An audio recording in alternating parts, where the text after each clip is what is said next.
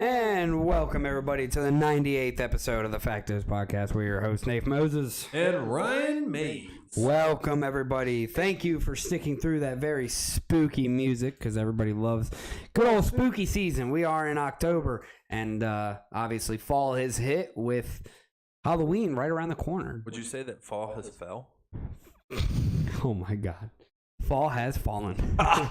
What are you planning on dressing up for as in Halloween? So we actually got a really cool theme this year. We're doing Wizard of Oz. So I'm going to be the Tin Man. My wife's going to be the Straw Nice. woman.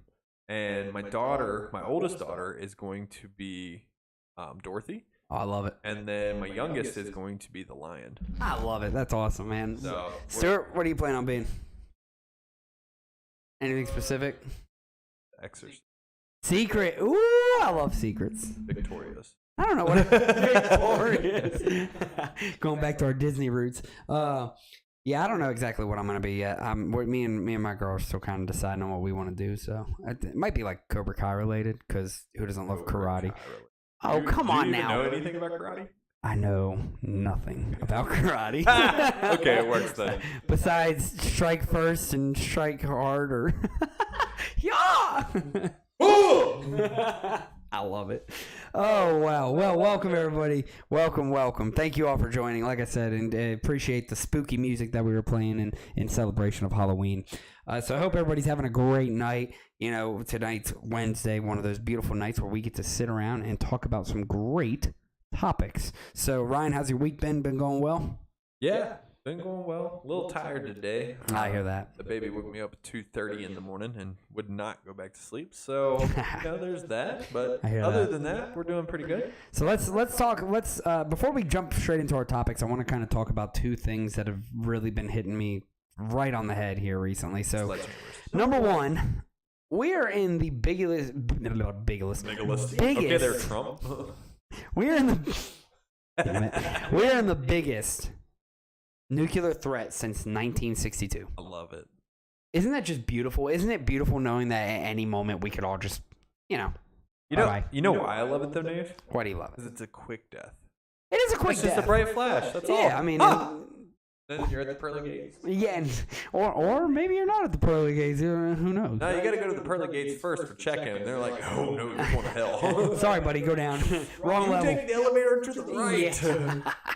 Yeah. So there's that, which is very, very concerning and on a serious level. I mean, the fact that our world leaders at this point have gotten us even to this kind of situation is absolutely disgusting. Weak men create strong times, Hard times.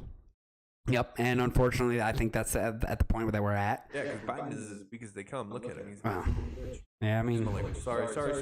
Hey, you know. I tell you, Dave, unfiltered.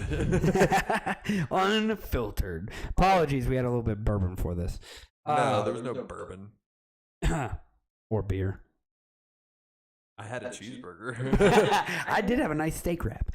So on top of that, let's also talk about the other biggest topic that isn't going to make it on tonight, but something that was honestly kind of surprising, not really surprising, but a little surprising. Tulsi Gabbard came out with a statement on her podcast talking about how she's leaving the Democratic Party. For anybody who hasn't seen it, please make sure you check out our Facebook timeline because we have posted that up. Exactly word for word what she said. I'm really glad that I was able to do that because I think it was a good thing to be able to kind of throw Gabbard's statement out there. Again, we like the fact is, good job turning that on. That was just magical with the beautiful little works of the force. And so Tulsi Gabbard being able to come out and say what she says, I love the fact that we're able to, nowadays today, we're able to kind of take videos, we're able to download them, and we're able to display them, word for word what they say. I don't want to throw her words out of context. I don't want to take what she said. I want to take what she said at face value, and I want to put it out there for the people to see and let them create their own opinions, right? That's what the fact is all about. So I'm happy that we are able to do those kinds of things, and I'm very happy that we were able to post exactly what she said word for word. So for anybody who hasn't seen that, please go check it out, because Tulsi Gabbard is now leaving the Democratic Party, and it's for some pretty big reasons. Anybody who hasn't seen it, please feel free to chime in whenever you do see it. DeSantis Gabbard 2024. Ooh. Oof. That'd be that'd be a good card. Ooh. That would be a good card, and it'd be hard to beat. Ooh. Does Trump even have the power to beat that? If you have Tulsi and DeSantis? DeSantis, I don't think so. Tulsi's gonna have people reaching across the aisle. So. Oh yeah, 100%. There's a massive amount of Republicans saying, "Hey, Tulsi, come on over." That's the crazy part is there's so many moderate Democrats that are out. Oh yeah. Who just vote party lines because that's what they've always done. But who loved Tulsi Gabbard. She was one of the most Googled people ever after she literally fish fried Kamala Harris. Oh, absolutely destroyed her until all of her accounts got banned after that, and things went wrong after that. Hello, Dean. Hello, Abel. Thank you all for joining. Appreciate you all. We're not going to talk about the whole kangaroo court incident because that was absolute BS, but that's besides the point. It's a long story. I'll explain it to you. Joey? No, I'll explain it to you later. It was a funny story. Not at all. Joey's baby is called a Joe. Oh, is it? I didn't know that. Something every day. I learn something new every day. So with all that being said, please make sure you all look into those. Like to kind of bring up those topics just as a starting point. But without further ado, I say we jump straight into the topics. How you feel about that? Jump straight in. First article, BBC. We're talking about the Crimea bridge attack. Arrest as market in Donetsk region attacked. So Russia says it has detained 8 people in connection with Saturday's explosion on a key bridge linking Russia to Crimea.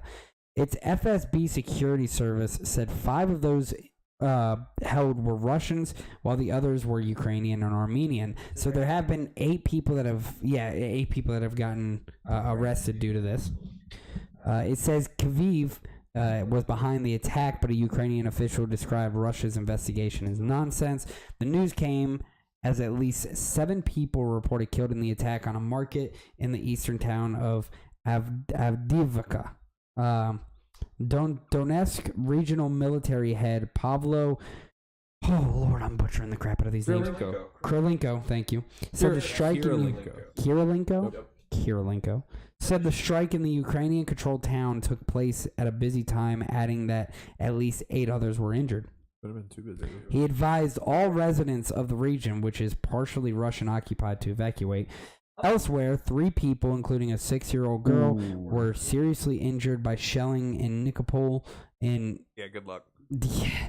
Dnipropetrovsk region.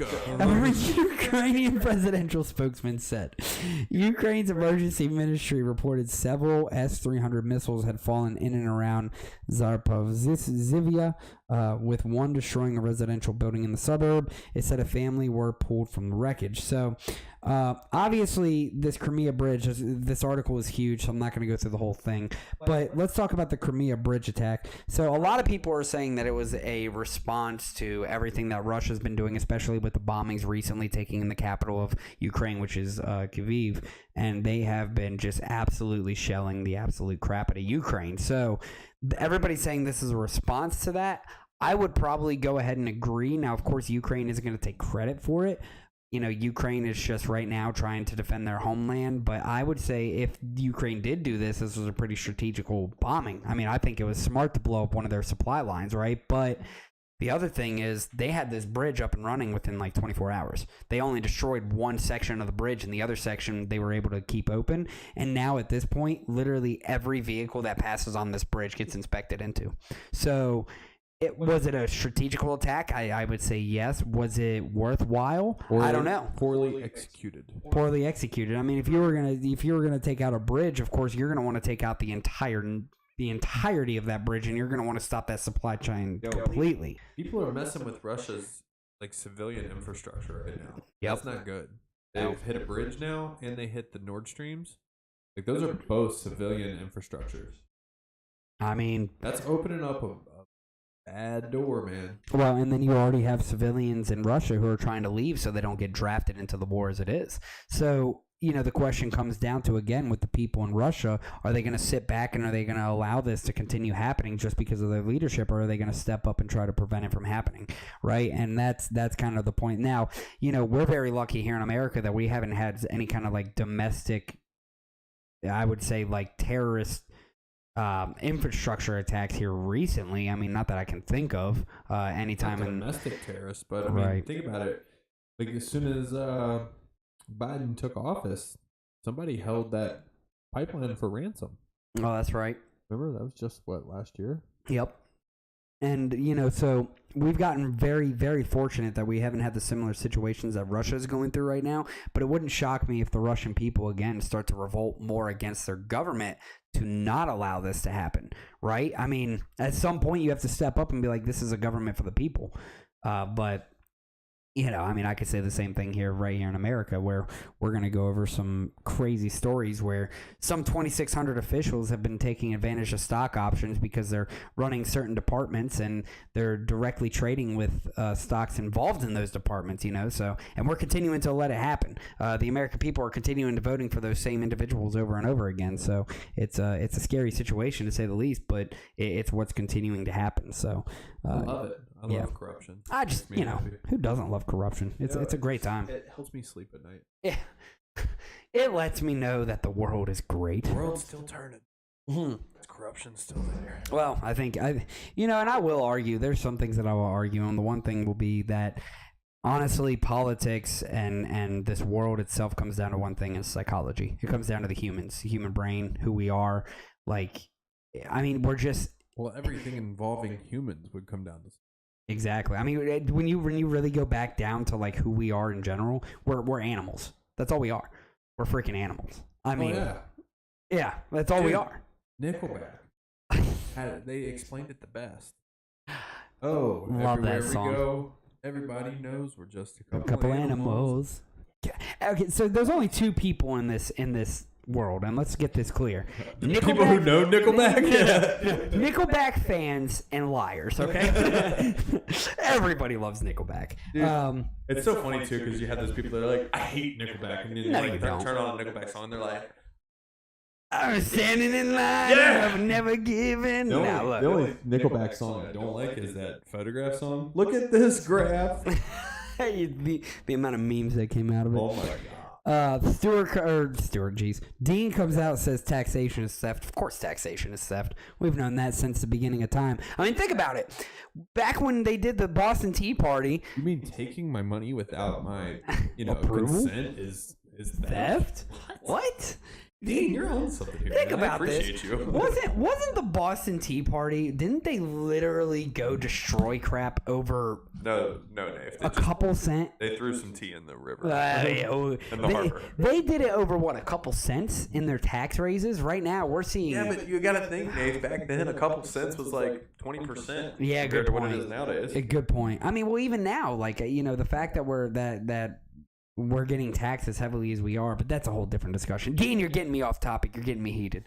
But yeah, so Crimea Bridge, I do think it was an attack. I do believe it was an attack held out by Ukraine. Of course, there's no proof as of right now, and somebody I'm sure will come out and claim the attack. Some people are saying it was Western countries like ourselves.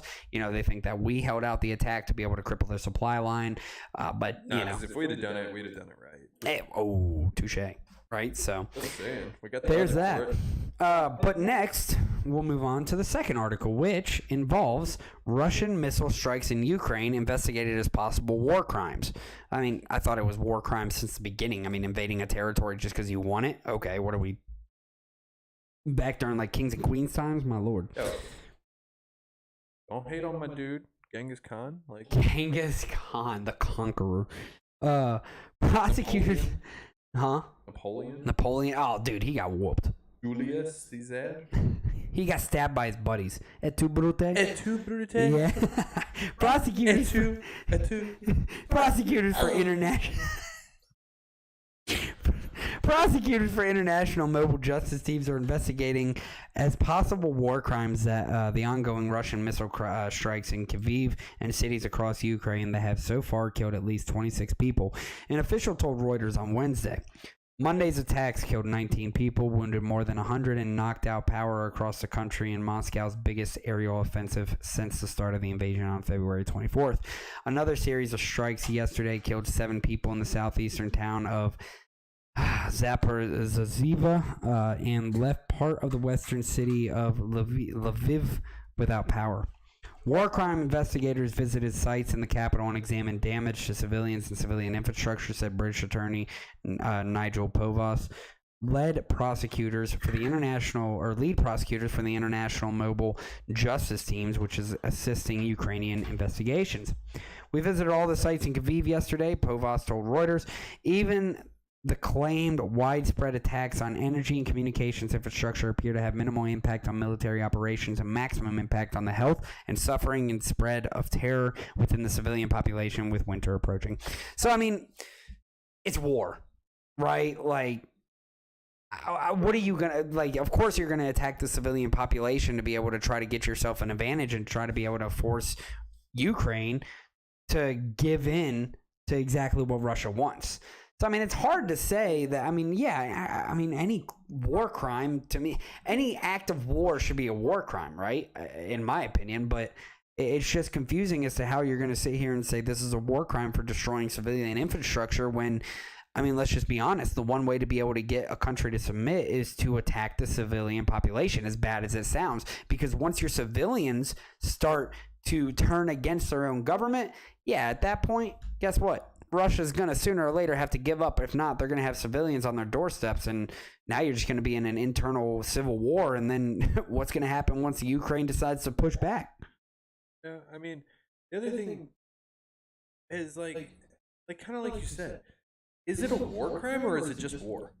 Because like that's what war is. War is fighting. War is destruction, chaos, killing, chaos, money making. Yeah, So, I mean, that's what it is. Like, yeah, you can call it a war crime all you want, but I mean, I would argue that, you know, I mean, technically, isn't all war a crime? I mean, that's what I'm saying, right? I mean, like, if I wanted to fight you, right, and I really wanted to just mess you up, am I gonna come to you with a piece of paper that says, "Nafe, meet me out in the back, bring a sword, and we're gonna get down"? no, I'm just gonna stab you. yeah, you're just gonna attack me before I get my defense. Yeah. Yeah. I win. Bye. I win this war. It's Yeah. over.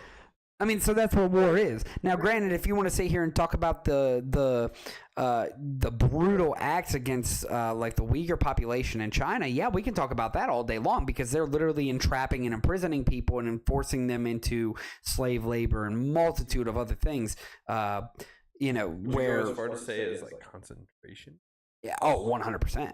I would say it's literally a modern day concentration camp that we're allowing to happen. I mean, it's a modern day Holocaust, in my opinion. Ooh, you went there. Oh, 100%. He opened the door. 100%. He opened the door. I used to talk about how many this. we got? How many Uyghurs are dead now? Like, is it 2 million yet? Something ridiculous. That's yeah, a lot. At least up in the millions. How I know many that was much. in the Holocaust? 4, 5? Was it I 6 million believe- Jews? Yeah, Stuart, you don't mind? Give us a fact check on that one. I want to know how many. If it's 2, then we're at a third of what the Holocaust was. Yeah, and it's literally a modern day Holocaust, and we're doing nothing to stop And China from those nothing. We're not those doing anything. against those humanitarian acts. I mean, you want to talk about war crimes or crimes against humanity? There you go. Like they're literally putting people in a concentration camp. Whereas war, I mean, it's expected that people are going to die. You're going to play dirty. We are talking about you. Yeah, 100%. Dean does say that if we would have taken out that bridge, it definitely would have been done right. So, yeah, I agree. I agree with that. Not going to complete. Yeah. You guys know where I was going. Yeah, You've all we're seen the going with movie. that one. Freedom is the only way now. I love it. But yeah, so I mean, you know, it's hard to say whether it was war crimes or not because I mean, again, it's so difficult to sit here and talk about exactly what a war crime is when war in general should be a crime, right? So it's a confusing statement in my opinion. You know, what's even more confusing is if you're looking at this article, right? And it shows this building that has just been like decimated. Right. That building is in the middle of a field that has luscious greenage around it. Yep. There's no damage to anything else in the background. If a missile had hit that building hard enough for that to fall down, there would be far more damage around it than what you're seeing here. I agree. So I is that mean- is that propaganda or what is that? It could be. Because Like, that looks. I mean, I can't obviously because I'm not there. I can't take a look at it, but that doesn't look like it's a new building. so the caption says a building destroyed by Russian military strike is seen amid Russia's invasion of Ukraine in the town of Seen a mid. That means it Bordenica. wasn't destroyed. I mean, I don't know. It does say it was destroyed by a Russian military strike, but Right. But again, I mean, it's so hard to determine what exactly is a war crime, right? Because again, I just like a war crime to me again would be like if you started using toxic chemicals, right? Like that to me would be a sense of war crime. But again, any war should be a crime, so it's hard to really determine that. Now, I don't know if it should be a crime. I think people can go to war for different reasons than it not be a crime. well, touche. Yeah, I can agree with that. You know what I mean? Like, if somebody is really just janking your trade up, if they're inhibiting your country's economy, like, and there's no other way, you've tried every diplomatic solution, Right. like, yeah, you should be able to defend yourself. I mean, I'm a firm believer in self-defense. Oh yeah, 100% on self-defense. Yeah. Yeah. I agree And with that, I mean, if a country goes after another country, it's technically war. So Right. I wouldn't consider that a war crime. But like going in and just slaughtering civilians, yeah, that's definitely a war crime. Fair enough. Because the civilians, let's be real, they didn't have anything to do with it. Yeah. Did I have Nate? Let me ask you a question. How well do you know Sleepy Joe? Okay. Like, are y'all like besties? No, hell no. So like when he goes to make a decision, does he give you a call before he does that? Yeah, he hits me up right before he makes those Right decisions. before, and then he forgets that he called you, and then makes a different call completely. Correct. So, but either way, the fact is, you didn't have anything to do with his decision to make the stupid decision or smart decision that he made, correct? Right, correct. Okay, so therefore, you don't deserve to reap what he sowed. You could argue that. Yeah. So that's why that's a work.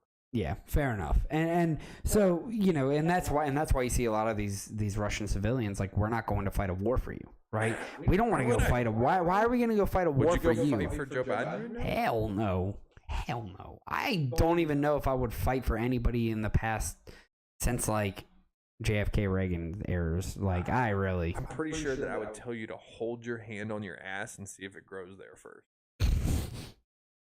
Because I ain't going to war for that guy. no, 100% no. Like, why would I? And even then, why would I go to war for? It's not just him. The entire leadership of the United States, right? All the congressmen and women, and why would I go to war for them when they don't have to even? Now, no BS. If I would have been of age in 2001, I would have went to war. Yeah. Yeah, absolutely. Because we got attacked. Right. So I would have. Yeah, I would have enlisted. Interesting take there. I do like Dean's comment here where he says, "Why would going back to China and the Uyghurs? Why would try to stop China when our country relies so heavily on them?"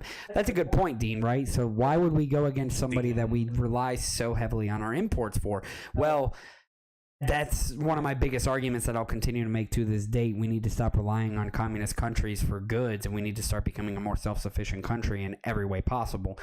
I would like to say that we're starting to work towards that trend, but I still don't think we are, unfortunately. So yeah, I mean, I hear what you're saying, and I completely agree with what I agree with what you're saying. Why bite the hand that feeds you, right? But I don't think that's the hand that should be feeding us, if that makes sense. And is that hand actually feeding us? Well, good point. Well, they are our number one importer. I know, but are we?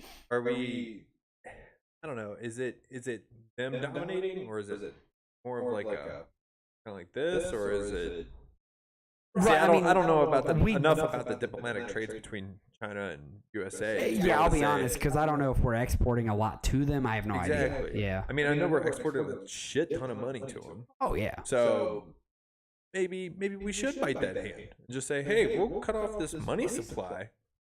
You know, if you don't chill out. Yeah. I mean, yeah. Seriously, the UN's gonna come in there, and we're gonna go ahead and investigate your Uyghur Well, see, the concentration UN has camps. absolutely no power over China. China is so well infiltrated in the UN. You saw that with COVID. Yeah. They wouldn't even call Taiwan a country. Yeah. The UN wouldn't call Taiwan a country. And now we're over here trying to defend it like our lives depend on it. So, no, the UN's useless at this point. When it I comes mean, to yeah, China. I would agree. They're just another, NATO, because we're just another United Nations. Yeah, so it's kind of sad what we're seeing there, but what I mean, when you fund the majority of that organization, what do you expect, right? Of course, we're going to be the ones who are putting up most of the resources towards it, when other countries should be pushing just as hard as we are, but I don't know if they are. I mean, and they have declared that it was an official genocide. They have declared it, that the Uyghur population is literally being genocided over there in China. It was declared a while back. So, like, we're just kind of sitting on it. And we're not doing. I think we put it on this podcast probably about a month ago, at least, if not more. I'd have to look that up, but yeah, if you don't mind. But with biggest incarceration since the Holocaust, yeah, since World War II, yeah. Ooh, Wikipedia has it at Uyghur genocide from 2014 to present. Ooh, so it's been happening even longer than we knew. It only got whistleblown or blown out there in proportion back during COVID. COVID was the big time that it started happening, or that was the big time that it started getting talked about. Government policies have included the arbitrary detention of Uyghurs and state-sponsored internment camps, forced labor, suppression of Uyghur religious practices, political indoctrination, severe ill treatment, forced sterilization, forced contraception, and forced abortion. Yeah. Oh. I mean, yeah, no, they will force sterilize people, and they have been doing some ridiculous things to people. I mean, it's literally another Holocaust. It is no different than what we saw with the Jewish population back in the 1940s, 1939. And it is disgusting, and we are continuing to allow it happen, and these world powers are continuing to not infiltrate or to not, step up to China and say, you know what, we're not taking any more of your imports until we come in there and we make sure. Here you go. The United Nations stated that China's policies and actions in the Xinjiang region may be crimes against humanity, although it did not use the term genocide. There you go. Okay, crimes against humanity, genocide. I'm just pointing that out because we're just talking about the UN and how useless they are. Like, these things right here, forced sterilization, forced contraception, and forced abortion. Yep. Like, yeah, you're trying to kill off their population. Yeah. You're trying to stop an entire, and just because of their Muslim religion, and because of who they are, and people talk about how we're racist, but I mean, good Lord, you have an entire country that's slaughtering somebody just because of their religion and who they are based on their ethnicity. And yet we're over here getting called racist, and the left is trying to say that we're some of the most racist people in the world. Okay. Yeah, because we're definitely holding people in concentration camps and forcing sterilization and forcing them to, get abortions. And yeah, I mean, because, we're that bad, right? Like, stop. I'm sorry, but when you put it into a realistic perspective, yeah, not even close. But also, I mean, that's not saying that like racism doesn't exist over here too. Oh no, not by any means. No, but racism. It is just what you're doing is kind of putting it into perspective. Like there's things that are like perceived as racist. Yes. And then there's actual racism. Yeah. So yeah, don't get me wrong. I mean, do we have some racism here in the United States? 100%. I would say that, but to sit here and say it's at the extent of like what's happening in China, you're crazy. You're absolutely crazy, right? And don't get me wrong, you're always unfortunately going to have racism, and it has nothing to do with your nationality or who you. It's who you are as a person. It comes down to your character. It has nothing to do with your ethnicity, your religion, nothing. It has to do with who you are as a character. And that's just the end of it, in my opinion. But Tyler Skinner comes on and says the U.S. cannot be self-sufficient at this point because citizens do not want to work due to a large part of corporate greed and unsatisfactory working environments and benefits. I mean, I won't disagree with you by any means, Tyler. You see that every single day, and you see the case studies that are coming out that are talking about the 4-day work week and how much more productive people are on like a 4-day work week, how much more productive you are working less than 35 hours a week. And you can keep the same kind of efficiency and productivity if you work a 32-hour week compared to a 40-hour week. You can literally keep that exact same thing. Not to mention, if your company gave you a month vacation when you first went in there, and you made sure just to overhire and be able to fill these positions and train for those positions and be able to backfill whenever needed. I mean, it literally shows that you can be more productive, if not the exact same as a 5-day work week with people who only have 1 week vacation. I've literally studied this all throughout college. And it was crazy, those studies that we would research, because when you're at work, this is for anybody who kind of works like a 9 to 5, 40-hour weeks, Monday through Friday, right? Do you notice how much time you kill, right? How much time do you go sit on the toilet? Or how much time do you sit on your phone? How much time do you sit there and talk to another individual for hours on end, right? Or not hours on end, but 30 minutes here, 30 minutes there. And then you're just taking all these hours and you're wasting it. Whereas if you would decrease my work week, decrease the amount of hours I work, I will be more productive in that time, because I understand I'm here at work and I'm going to work. And when I'm not here, I actually get time with my family. I get time to cook dinner and to be able to do my hobbies and hang out with my friends and enjoy my life, right? There is a huge difference between the productivity over in Europe right now and what we're seeing here in the US. And Europe's starting to take over with their work model. And I can't stress enough how big the 4-day work week is. I would agree heavily on that, Tyler. If you have such an issue with corporate greed and unsatisfactory working environments and benefits, then go start your own company. I agree with that. I do. If you don't like how other people are doing it and you think that you can do it better, then flap your wings and go do it better. That's the beauty of America. That's the freedom that we have. You don't have to be forced into any of these jobs. You literally have the right to choose to do whatever the hell you want to do. Yep. So go do it. Yep. I'm so sick and tired of people saying that all the time. Like, oh, well, if this job was just better, screw that job. Go get a different one. Right. Like, I kind of got on this rant last week too, but it's like, at the same time, it's like, you have to figure it out for yourself, man. Nobody else is going to take care of you, and nobody else should take care of you. So I don't know, man.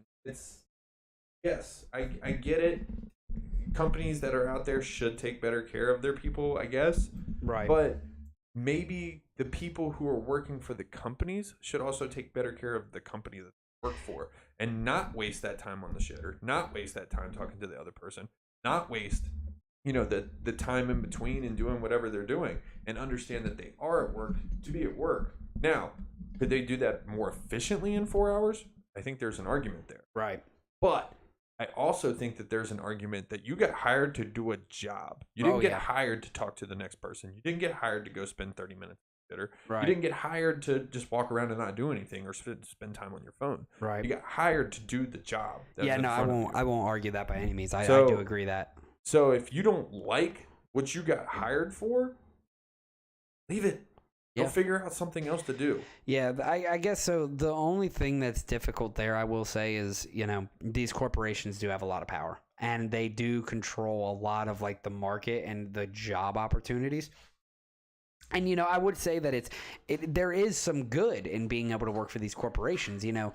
I mean, because they are what... How else would you pay your bills? Exactly, right? How else would you make a living? But it's not what you do at your 9 to 5. It's what you do at your 5 to 9, right? And it's what you're doing outside of your life to be able to try to manifest that idea of what makes you happy.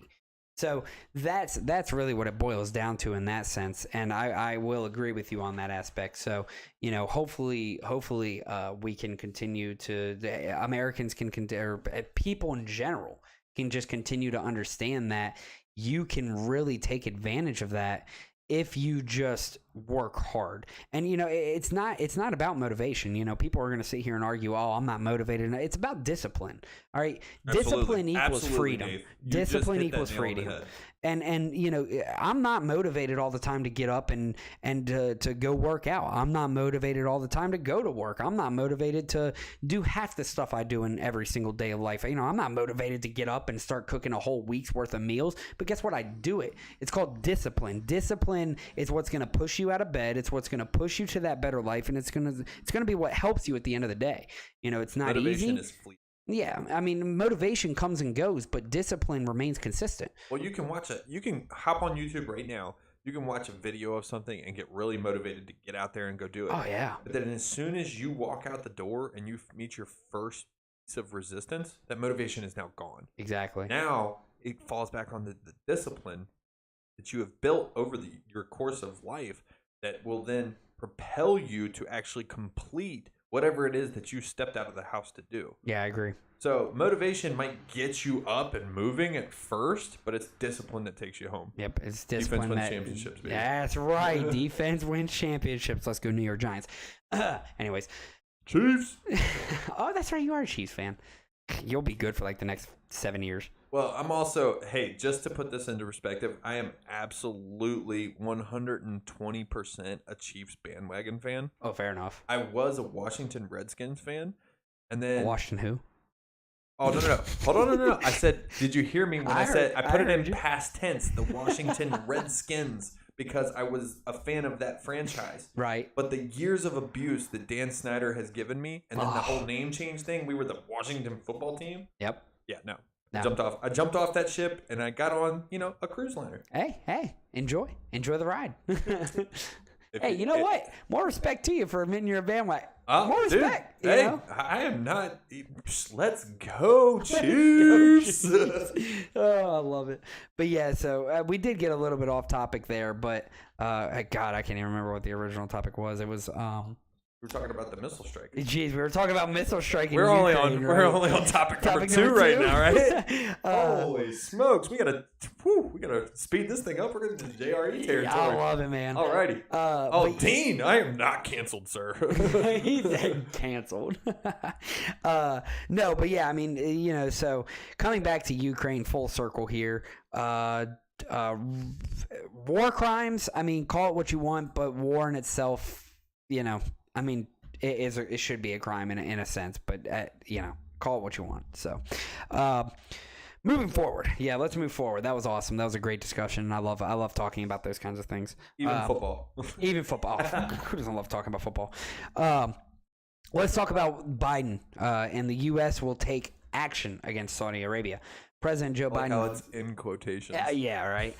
President Joe Biden vowed that the U.S. will take action against Saudi Arabia after the Riyadh-led OPEC alliance moved to cut oil production. Biden made the comments as he left the White House for a 3-state tour out west on October 12th.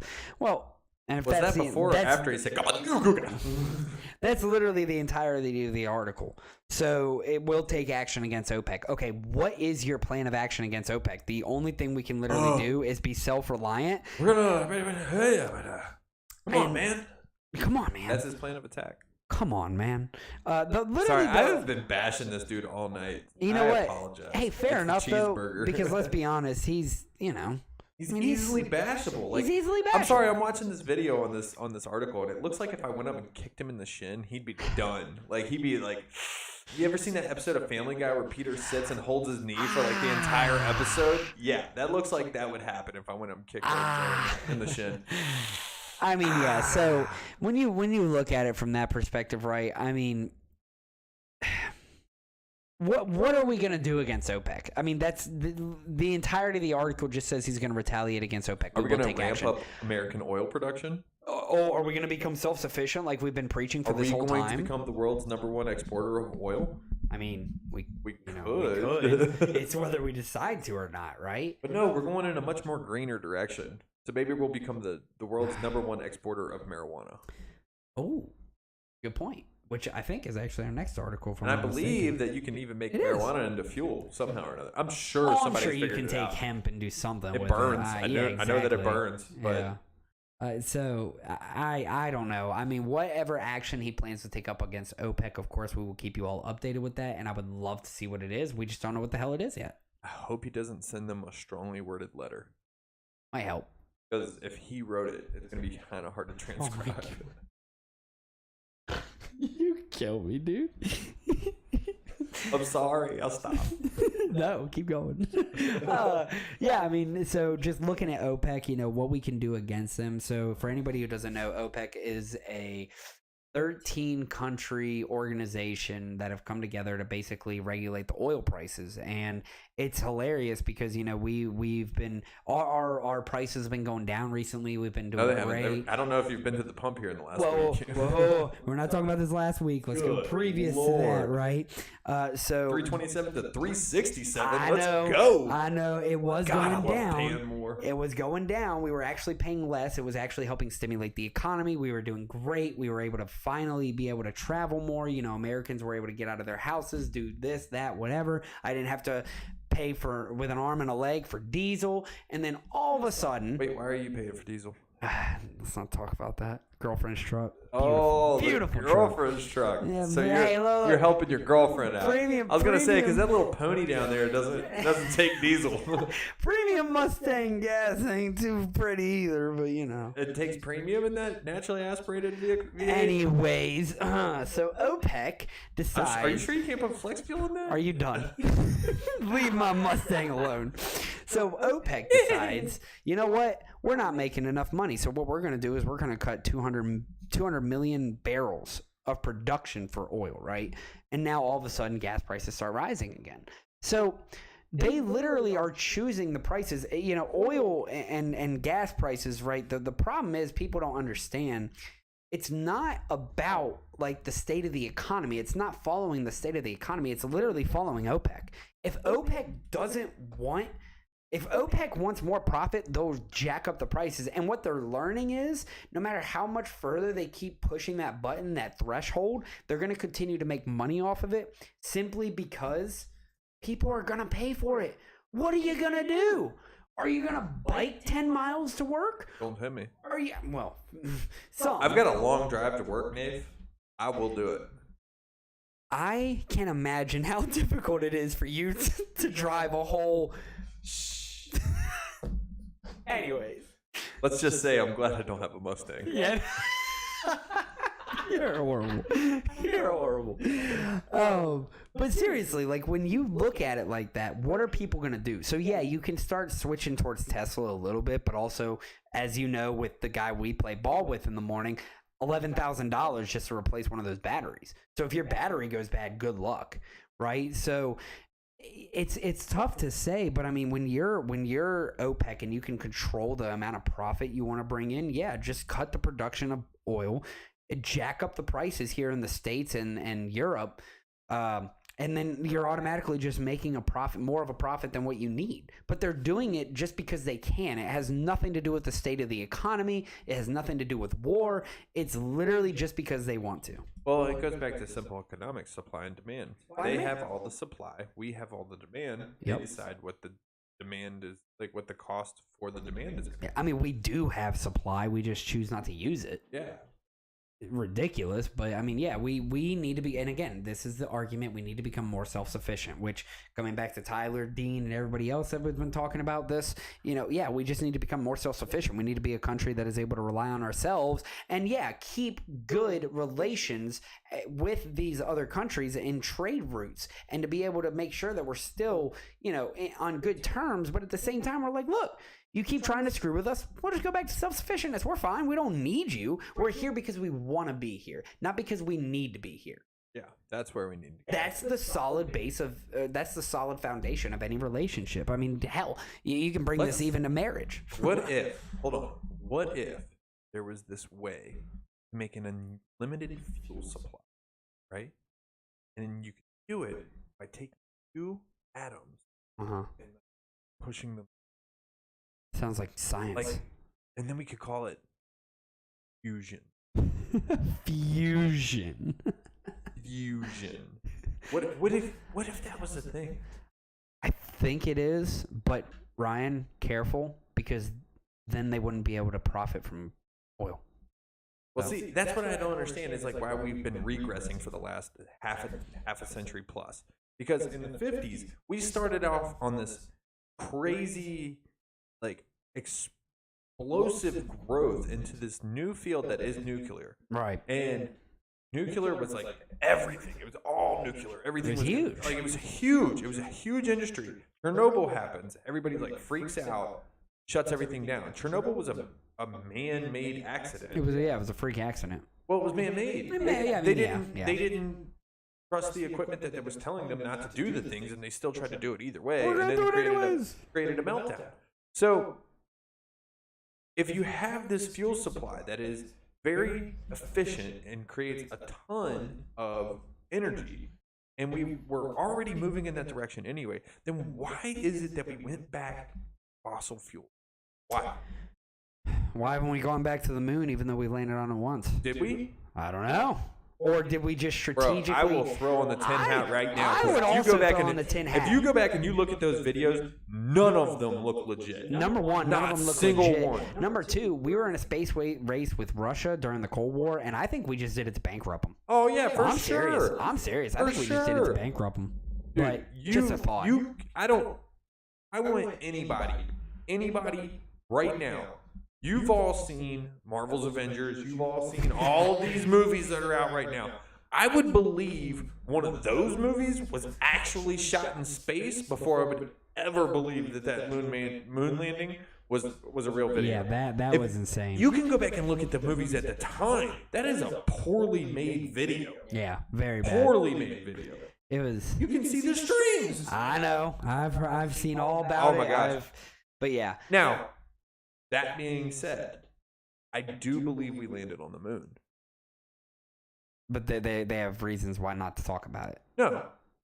I think all the audio was actual audio of us landing on the moon. Oh, that'd be interesting. I think the video portion was so that we had photographic representation of what was going on. Right. And yeah, I mean, that again, tinfoil hat, you can talk that, we can discuss that one day. And I would love to. Did you like how I just tiptoed that line like real crazy this way, but then I was like, actually, let me bring it back. Yeah. You don't really know where I stand on this. Yeah. Screw you, you'll never know. You'll never catch me. Dean talks about, is the U.S. still loosening restrictions on Venezuela in order to import oil from them? I remember reading an article about it a little while ago. I don't actually know about Venezuela, Dean. That's a great question. That's something that we can, if Stuart, if you don't mind looking up real quick for us, he'll kind of get on that, and we'll discuss that a little bit because I have no clue. I mean, it's kind of like this. What's going on in Venezuela right now? Are they becoming better people? Are they not, terrorizing their people? Are they not doing terrible things to their own people? I thought they were still, I thought they were still kind of back. But at the same time, when has America ever cared about restricting anybody that's hurting their own people? Bro, you know what I mean? Like, we're talking about Saudi Arabia right now. Like, yeah. And I don't know a whole lot about Saudi Arabia, so I apologize. Like, if there's anybody out there that is, actually, Saudi's a good place. I don't know that. I don't know enough. Sure. Yeah, I don't know enough myself. But I've never heard good things about the place. I would love for you to play that video potentially. How long of a video is that?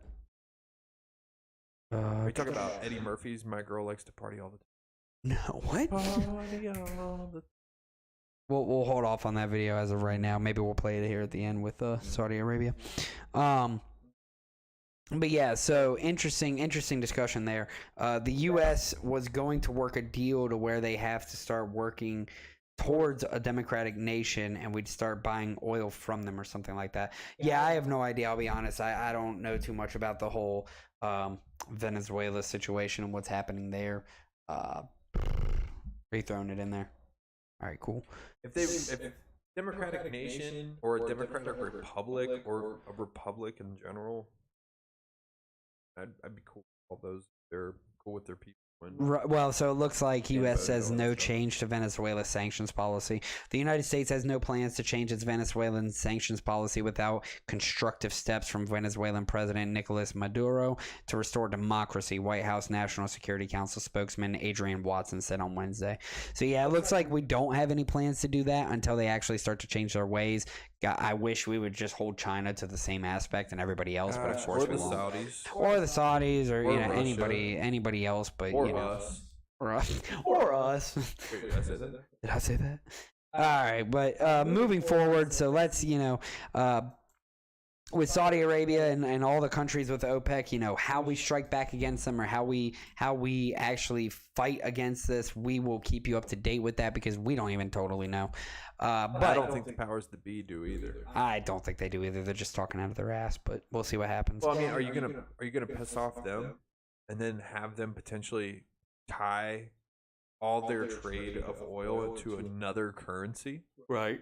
Well, I mean, they've already like so they're cutting down our oil production, but they're not cutting down Europe's, which is interestingly enough. So, you know, they're only doing it for us, not Europe. I don't know if they're doing it just because they know they'll squeeze out every last dollar of us, and fair enough to them, right? Like if it's time.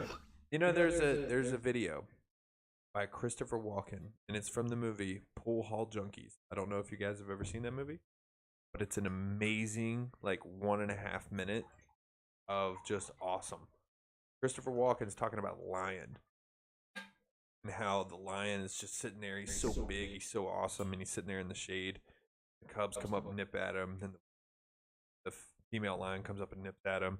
Then the jackals, they move in, and then all of a sudden the lion just rips the shit out of everybody and runs like the wind, has just massive, overwhelming power. And interesting. we need to awaken the lion, bro. The U.S. needs to do something to put us back into the standing of people who are like, oh crap, don't piss them. Right.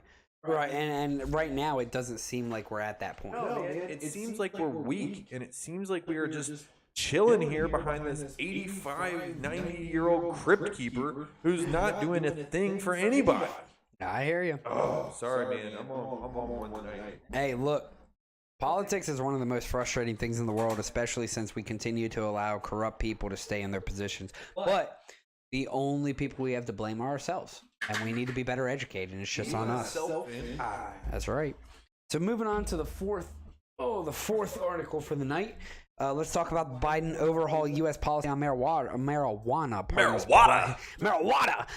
Pardons prior federal offenses. So President Joe Biden took steps on overhaul U.S. policy on marijuana on Thursday by pardoning thousands of people with federal offenses for simple marijuana possession and initiating a review of how the drug is classified. Biden said thousands of people with prior federal convictions could be denied employment, housing, or educational opportunities, and his executive action would relieve such collateral consequences. Nearly 40 U.S. states have legalized marijuana use in some form, but it remains completely illegal in some states and at the federal level. The reclassification would be first step toward wider legislation, a move backed by the majority of Americans and usher in a sweeping changes for companies and law enforcement and impact millions. The president's decision fulfills a campaign promise, and it's likely to please members in its left-leaning political base ahead of the November midterm elections, in which the president's fellow Democrats and defending control of the House and Senate. So pretty decent sized article. I'm not going to go through all that, but I mean, marijuana in general, let's, you know, whether you're left or right, let's just be honest, dude, it needs to be legal by now. The only reason it's been illegal and the only reason it's been demonized is simply because of the lumber and the pharmaceutical industries and them trying to take away hemp, and then obviously medical marijuana in general. You know, being able to rely on opioids and being able to rely on, again, lumber and things of that nature, weaker material than what hemp actually is, right? So it's frustrating to see that marijuana has ever been demonized in the first place, or that it's gotten to this point.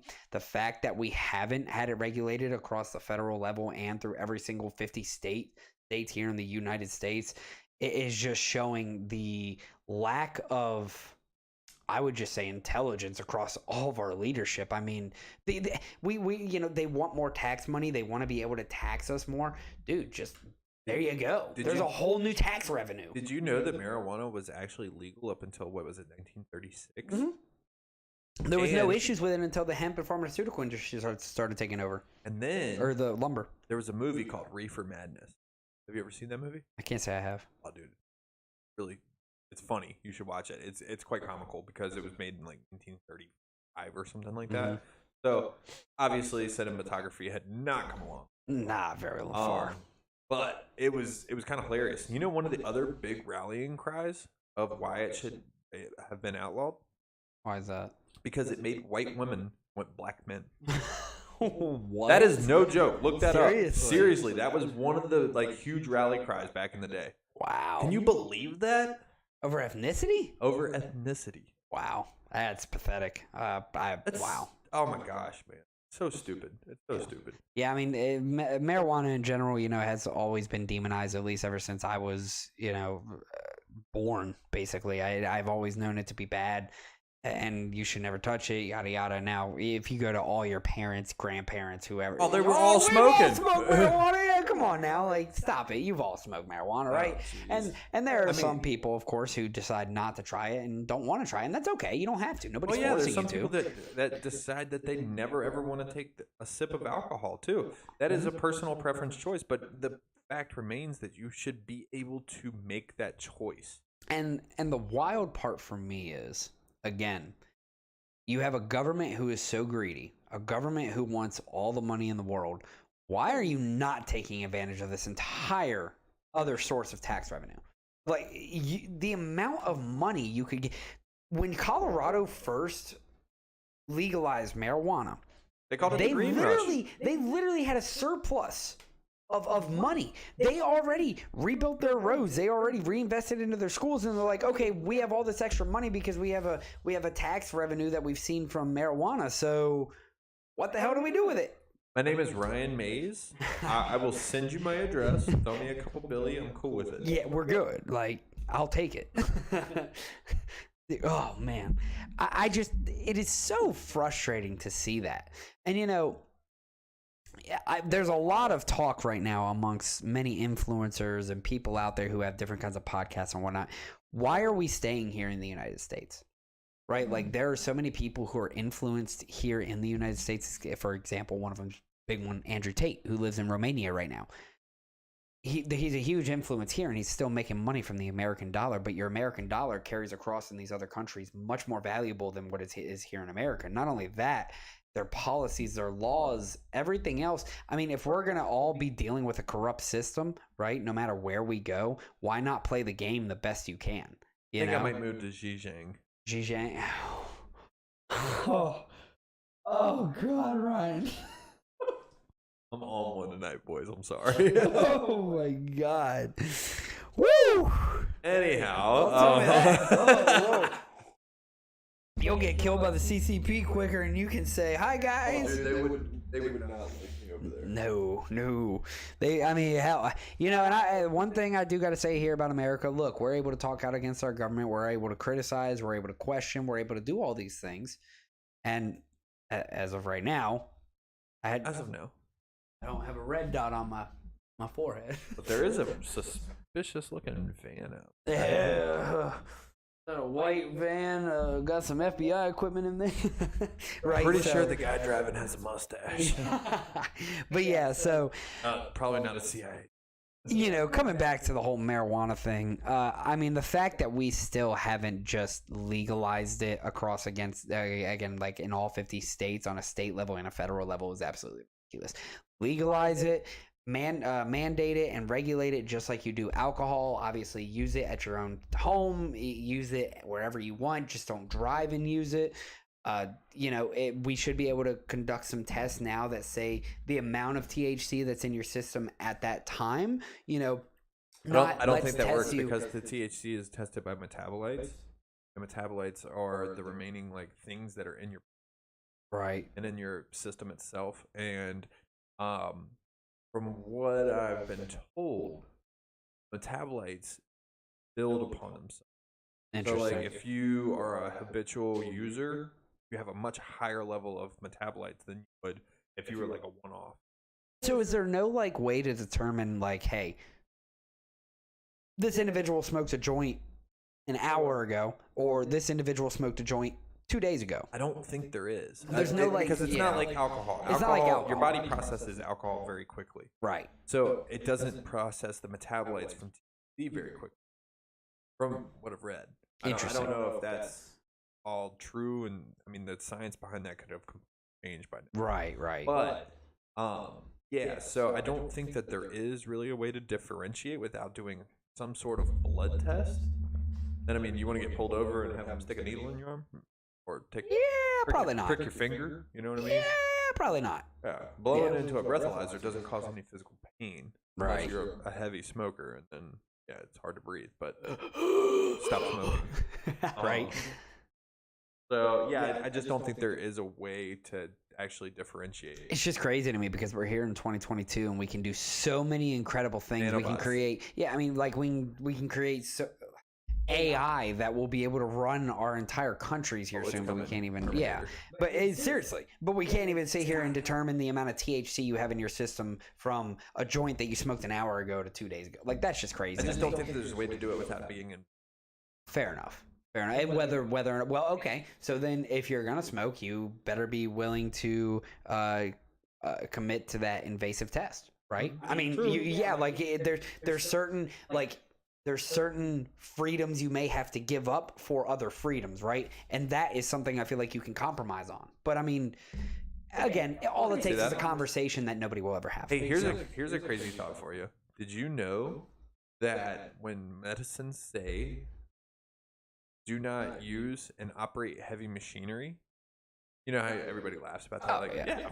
I'm not gonna go drive a forklift. They're talking about cars. Oh yeah. Think about that, heavy machinery. But you always, when they say it like that, heavy machinery, you're like, oh, I'm not gonna go.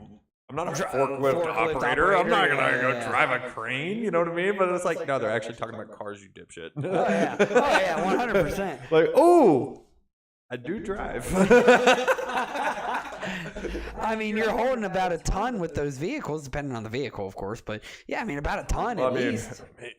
Far less than a ton with that little pony. All right, God bless if you don't. You know what? Let's race in Mexico, of course, New Mexico. All right. Well, after we race, let's hook chains. You win.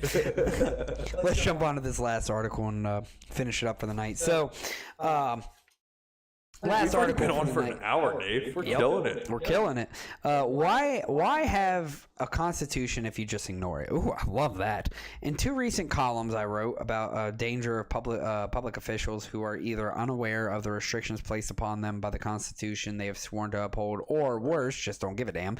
In the first, I chided President Biden for his sworn intent to pass a law that would codify Roe v. Wade into law, namely to pass a federal law that offers protection for abortion nationwide. In the second, I lambasted Senator Lindsey Graham of South Carolina for proposing a bill that would ban abortion after 15-week gestation. The point when unborn children are believed to be able to feel pain, so that raises the obvious question, why have a constitution if you're just going to ignore it? Democrat Biden and Republican Graham together offer a bipartisan illustration of why our country is dangerously off track. With the implicit permission of the Supreme Court, our elected officials have not just bounced up against the guardrails and enshrined in the Constitution, they have flattened them and are driving the republic off a cliff. It doesn't matter which side of the abortion issue you are on, we should all be able to agree that in a constitutional republic, lawmakers and presidents cannot just do whatever they want. And there's absolutely no doubt that the U.S. Constitution does not give Congress the power to regulate medical procedures, whether it be an abortion or an appendectomy. That's just a starting point. Anyone who bothers to read the Constitution knows that the Congress, who designed to exert limited authority over Americans' everyday lives, read Article 1, Section 8. If you don't believe me, you won't find anything about vaccines or masks, and the whole idea of presidents ordering citizens to do anything is laughable. Article 2, Section 2, which spells out most of the powers of the president, is remarkably brief, and the powers are few. Commander-in-chief, check. Negotiator of treaties, check. Nominator of ambassadors and judges, check. But from where exactly does the president derive the power to forgive student loans or order landlords to stop collecting rent? So again, this is a large article. I'm not going to go through the whole thing, but that's a good point, right? So why have a constitution if we're just going to ignore it? Now, one of the biggest arguments here recently is they're trying to create a tax on being able to purchase firearms, which, you know, should that be Shall not be allowed? infringed. Should that be allowed? I mean, we're talking about a constitutional right and how they are going to now start taxing it. That, to me, is a huge red flag, huge issue, right? We shouldn't get taxed We're already for things taxed that are on constitutional the sale rights. of guns, firearms. and That's everything. crazy to me. And they're There's only a going to tax. keep There's a sales increasing. tax. Yeah, and they're only going to continue to That's the only increase. tax there should be, and there shouldn't even be that tax. Let's be real. I mean, yeah, let's be real. Let's talk about sales tax, right? There should be no sales tax. There should be no tax. Donation. Donations. Yeah, because the NYC Mayor Adams passes a gun ban in time. What? What is this? This is a new article. When did this come out? You didn't know that? No. In Times Square? I just now seen this. Yeah, broski. Prohibiting guns in Times Square 1 week after a federal judge temporarily blocked the Way state's to go ahead and infringe. latest attempt at curbing concealed carry in a sensitive area. Now, I understand if it was like a federal property, but that's public land. I don't understand how they're able to do that. That's interesting. That mayor, is it the mayor? Yeah. Was it the mayor? Yeah, it was Mayor Adams. That mayor should be prosecuted for infringing the Second Amendment. Yeah, infringing Second Amendment. Taxation is theft. Thank you, Dean. Screaming for those in the back. I mean, yeah, so... And maybe a little even louder for those that are sitting up front. We want to get spit. Maybe a little louder. Project it even better. Projection, sir. But yeah, so I mean, why do we have a constitution if we are just going to ignore it, right? That's a great question. I mean, I don't know how to say that. Like, I don't know where to go. Because... Why do we make video games that have cheat codes? Oh, good point. I think it's just a thing that humans do. They set rules so that they can do what they want, but if things get too out of hand, then they have that rules to go back to and say, well, you messed up. You didn't follow those rules. So I don't know. It seems like everybody is just blatantly ignoring it, and it would be, I think, a really great country. I think we'd have a really great society if we would get back to using it, right, and going by what it says. Well, I mean, and the worst part is they're allowed to do it. We're allowing them to do it. The American people are allowing this to happen, right? And that cut off funding. Stop giving them donation money. Watch what happens. I mean, if you take away the donations that we're giving to Democrats and Republicans alike, oh my God! I mean, the amount of money they're only going to get it from literal corporation lobbying, and at that point, you can really kind of dial down who's giving what donations, and you can and again, I would almost argue that anybody who donates anyway, it should be like a freaking banner saying, "Hey, sponsored by this," right? Like it should be very open, very sponsored transparent. By the American people. Yeah, I mean. Sponsored by Pfizer. I mean, yeah. Can't get your pee-pee hard and you have a cough? Come to Pfizer. Dean says maybe the voters need to hold their elected officials more accountable for their actions. I don't disagree. I mean, but again, what is it going to take for people to be convinced you have the power? Because right now, that is the biggest issue. People don't understand that they have the power and that we literally elect officials to represent us. Nobody understands that concept. The power of the greenback. Guys, ladies, gentlemen, kids of all ages, you have money. What you choose to do with that money will then determine a lot of different outcomes. If everybody all of a sudden just decided they were not going to give their hard-earned greenbacks to these political associations, guess what? These political associations would change. It's all money-driven. It's all about money. Yep. I don't care what it is, what industry you're in, what the topic at hand is. It all comes back to money. And money drives it all. Yep. So if you stop or you choose more intently what you do with your money, then these things are going to change. 100%. I mean, all it takes is the understanding of the people and the power they hold. We literally are a government that is for the people, by the people. We elect the individuals. Until we have a clear understanding that we give value simply because we are the masses, it is never going to work. So I challenge everybody in this country, everybody around the world, you have value. What you give your time, attention, and money to is what's going to be making it more valuable. Okay? Again, Simple supply and demand, right? That's all it is. We demand that there are good elected officials out there. The supply is very little.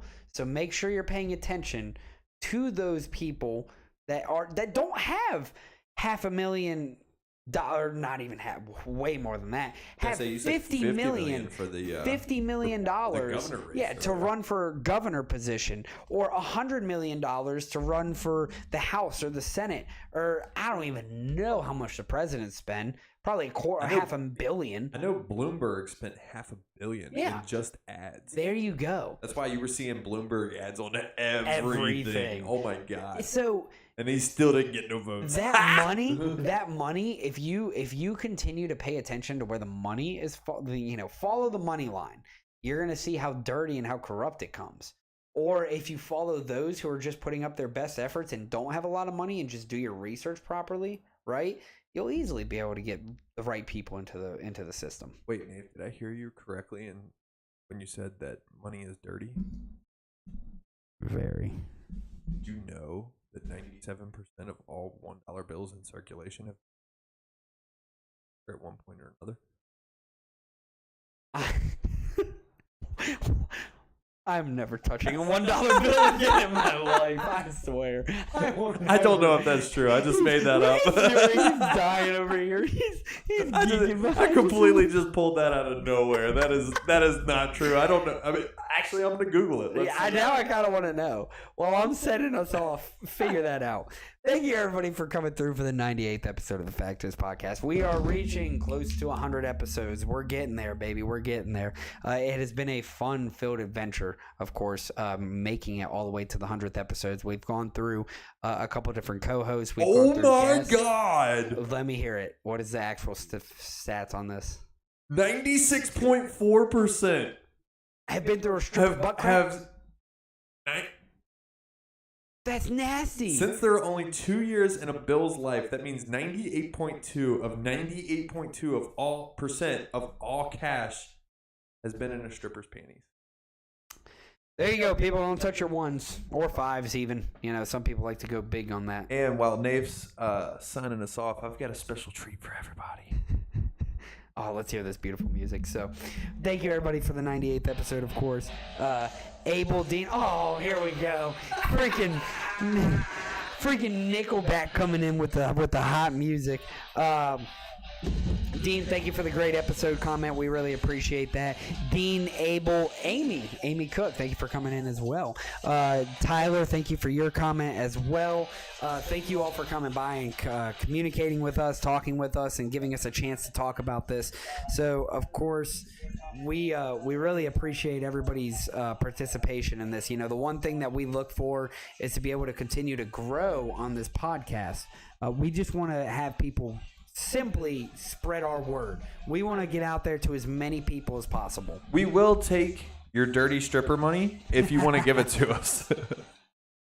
Don't forget New Alter Bridge out this Friday. Big deal. Everybody loves Alter Bridge. Yeah. So he's Nafe. I'm Ryan.